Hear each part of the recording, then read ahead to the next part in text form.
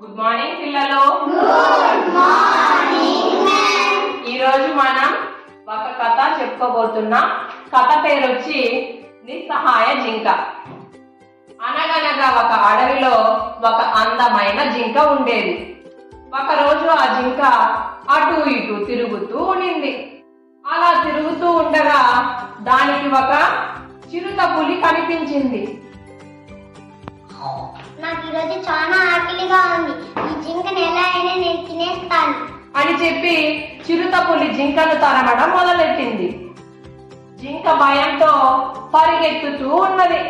అలా పరిగెత్తుతుండగా దానికి ఒక ఎలుగుబంటు కనిపించింది. ఎలుగుబంటు చిరుత నన్ను తరుముతుంది, నాకు నువ్వు సహాయం చేస్తావా? లేదు లేదు, ఇప్పటికే చాలా ఆలస్యమైంది.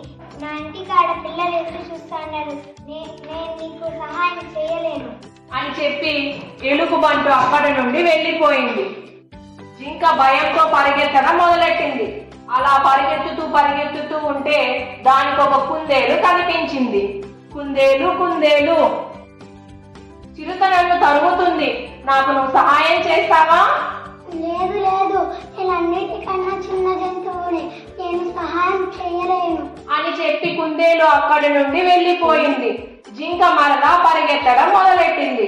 అలా పరిగెత్తుతూ ఉండగా దానికి నక్కబావ కనిపించింది. నక్కబావ చిరుత నన్ను తరుముతుంది, దయచేసి నాకు సహాయం చెయ్యవా అని అడిగింది.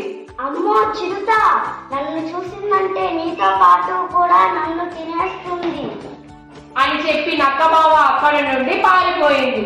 జింక మళ్ళీ పరిగెత్తడం మొదలెట్టింది. వెళ్తూ ఉంటే అప్పుడు దానికి ఒక ఏనుగన్న కనిపించాడు. ఏనుగన్నా చిరుత నన్ను తరుముతుంది, నాకు నువ్వు సహాయం చేస్తావా? అమ్మో చిరుత, ఈ అడవిలో ఏ జంతువు నీకు సహాయం చేయలేదు, నేను కూడా నీకు సహాయం చేయలేను అని చెప్పి ఏనుగు కూడా అక్కడి నుండి వెళ్ళిపోతుంది. వేరే దారి లేక జింక మళ్ళీ పరిగెత్తడం మొదలెట్టింది. అలా పరిగెత్తుతూ ఉండగా దారిలో పరిగెత్తుతున్న చారల గుర్రం కనిపించింది. చారల గుర్రం చిరుత నన్ను తరుముతుంది, నాకు నువ్వు సహాయం చేస్తావా?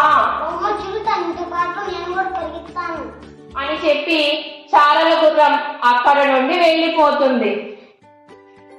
జింక పరిగెత్తడం మొదలెట్టి పరిగెత్తుతూ ఉంటుంది. అప్పుడు దానికి ఒక ఆలోచన వస్తుంది. వెంటనే పొదల వెనక వెళ్ళి దాక్కుంటుంది జింక. అప్పుడు చిరుత అక్కడికి వస్తుంది.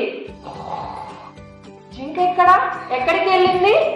ఇటే వచ్చిందే, కనిపించడం లేదే, ఎక్కడికి వెళ్ళినట్లు? అసలే నాకు చాలా ఆకలిగా ఉంది, ఇప్పుడు ఎలా? సరే, ఇక్కడే కొంచెంసేపు వేచి ఉందాం అని చెప్పి చిరుత అక్కడే వేచి ఉంటుంది. ఎంతసేపైనా సరే జింక కనిపించకపోయేసరికి చిరుత నిరాశతో వెళ్ళిపోతుంది. కొంతసేపటికి జింక పొదల నుండి బయటకు వచ్చి, అమ్మయ్య, ఈరోజు ఎలాగో నేను చిరుత బారి నుండి తప్పించుకున్నాను అని చెప్పి సంతోషంగా ఇంటికి వెళ్ళిపోతుంది. ఈ కథ ద్వారా మనం తెలుసుకున్న నీతి ఏమిటి?